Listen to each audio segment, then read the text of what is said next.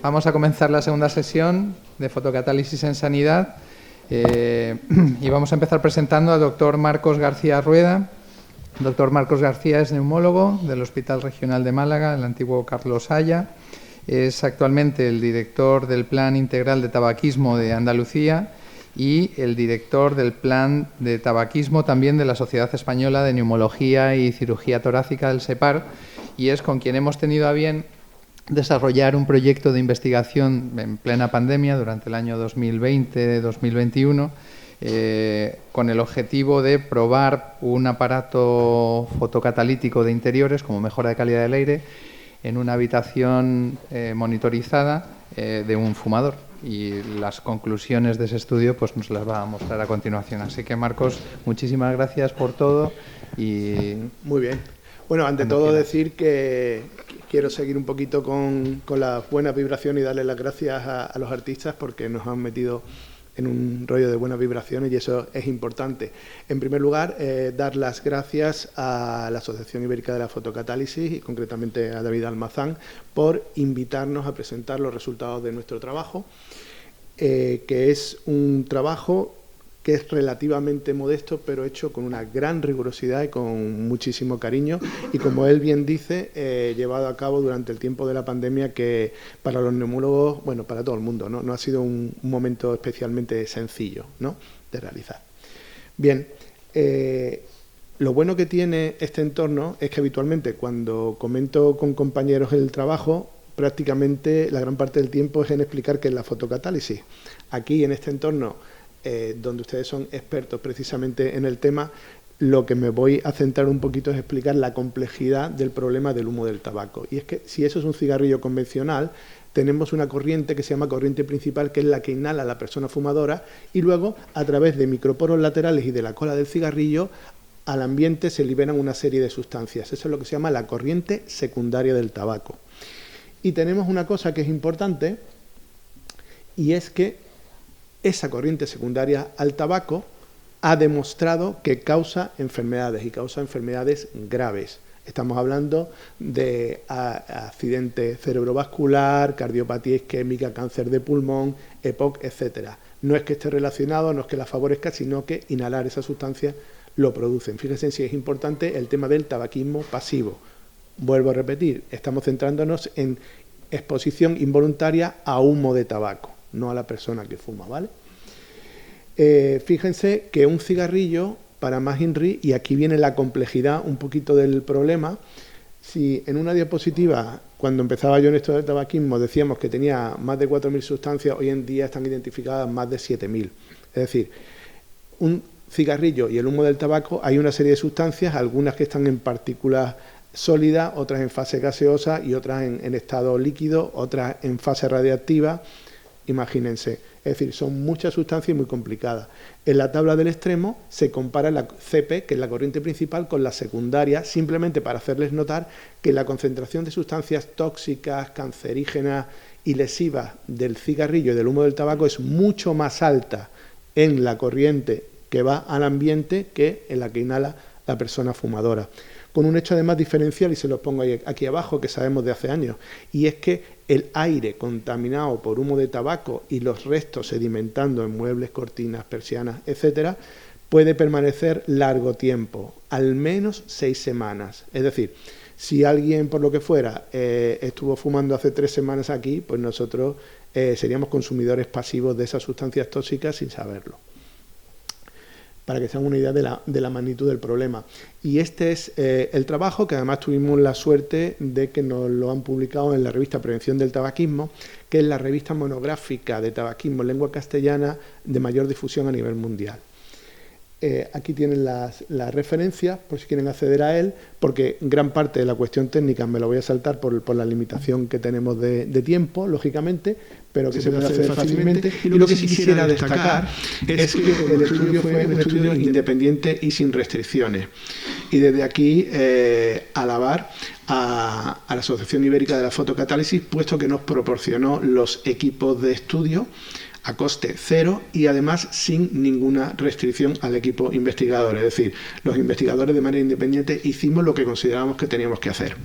Y esto da mucho más validez y valor al propio estudio. Sin más, pasamos adelante, decirles simplemente que el problema de estos estudios, cuando a nivel mundial nunca antes se había realizado, pues son los entornos controlados, y eso lo saben ustedes. Nosotros teníamos bastante controlado el tema, tanto en las dimensiones de la habitación que íbamos a utilizar, como en los equipos que íbamos a utilizar, tanto en la medida como el equipo de fotocatálisis. Hicimos un primer experimento que consistía en encender un cigarrillo y ese humo de cigarrillo dejarlo en una habitación y medir el cambio en las partículas y en la concentración de determinadas sustancias a lo largo del tiempo. En este caso, por ejemplo, el formaldehído, lo tienen ustedes ahí.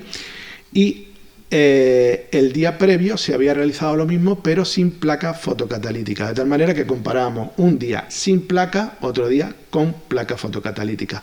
Y como pueden ver ahí, por el código de colores, siempre la placa fotocatalítica aceleraba lo que era la disminución o el aclaramiento de esas sustancias, dentro de los umbrales de detección, lógicamente, de los aparatos con los que contábamos.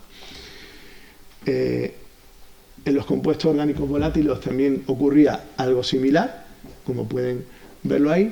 Y luego agrupamos también las partículas, que para nosotros son especialmente importantes las de 2,5, porque son aquellas partículas que son respirables, es decir, son partículas que están en el ambiente y esas logran entrar, son lo suficientemente pequeñas como para no quedarse atrapados en la defensa que tiene la nariz y el aparato respiratorio, de tal manera que lo pasan, y lo suficientemente grandes como para sedimentar y llegar a los pulmones y luego absorberse. Es decir, son partículas respirables, las 2,5, y ven aquí los valores tanto al momento del estudio, valor a los 30 minutos, como siempre, con placa y sin placa, y a las 24 horas, donde evidenciamos una reducción bastante importante, como pueden ver. Si le cogemos también el corte de las 8 horas, también se veían esas diferencias. Aquí lo tienen con respecto a las partículas, ¿no? Esto nos planteó, nos llevó a plantear un segundo experimento. El segundo experimento es decir, vale, esto lo sabemos que es con el humo de un cigarrillo, pero en condiciones normales nadie pega una calada a un cigarrillo y ya está. Entonces, lo que diseñamos era un segundo experimento donde cada 8 horas se encendía un nuevo cigarrillo y se fumaba, de tal manera que medíamos lo mismo, primero sin placa fotocatalítica y luego con placa fotocatalítica fumando cada 8 horas. Es decir, cada 8 horas añadíamos una carga de sustancias tóxicas más al ambiente de una habitación cerrada y controlada. ¿De acuerdo? Bien. Fíjense, aquí verán en las gráficas que aparece lo que nosotros llamamos un efecto techo, y es que ven que empieza a subir el aire y luego aparece una línea horizontal. Esto realmente no es real. Lo que pasa es que los aparatos que utilizábamos para detectar tenían un umbral de detección de 1000, y entonces, aunque los valores fueran superiores, lógicamente, pues no lo detectaba el aparato, ¿vale? Se lo digo porque esto verán en la siguiente diapositiva. En todo caso, vemos como la placa fotocatalítica es mejor, evidentemente, que no utilizarla. Lo pueden ver aquí, lo pueden ver aquí también. Dejo 2 segundos simplemente para que vean, siempre en las condiciones controladas de temperatura y humedad que hemos comentado. Y lo pueden ver aquí también, ya digo, con el efecto techo. Con las sustancias formaldehído y compuestos orgánicos volátiles, están viendo que se reproduce lo mismo, es decir, siempre se aclara más sustancia con la placa fotocatalítica, los niveles totales son más bajos y se acaba antes, ¿no?, de disminuir todo. Aquí tienen la otra. Y con un detector de partículas mayores de 2,5, este era otro aparato más grosero, pues lo hicimos simplemente para demostrar lo que ven ahí, que ahí no hay efecto techo, no hay una línea horizontal. Si tenemos un aparato que detecta más, lógicamente eso sube hasta que va bajando. Como siempre, la placa mejor, mucho mejor que sin placa. ¿Vale? Bien, simplemente en 2 columnas, en la más alejada tienen ustedes lo que son las mejoras medias que hemos calculado, y en la tabla 3, que es la más cercana, lo que tiene es simplemente la comprobación entre los días que se utilizó placa y no se utilizó placa, que como pueden ver no hay diferencias significativas respecto a estos valores tomados. Es decir, que hombre, lógicamente no es lo mismo realizar un mismo experimento al mismo día, a la misma hora, que en días consecutivos, pero que nos da una cierta fiabilidad de que son comparables los resultados obtenidos. Con todo ello, decíamos que la principal conclusión del estudio es que la placa pues era útil para reducir el contenido de sustancias tóxicas, pero que no fue capaz de eliminarlas. Lógicamente, no es la panacea, no abogamos que la placa fotocatalítica quita el tabaquismo pasivo del mundo, pero sí tenemos que dar lugar a reconocer su utilidad, que es importante. Recalcarles que el estudio tiene sus limitaciones, que luego si quieren hablamos un poquito en la charla, y sobre todo me gusta la parte de oportunidades, porque para nosotros ha sido una oportunidad importante.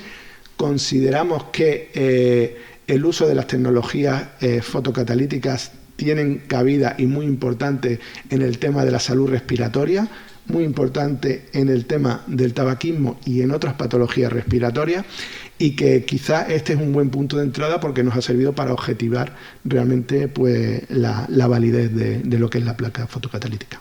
Muchas gracias.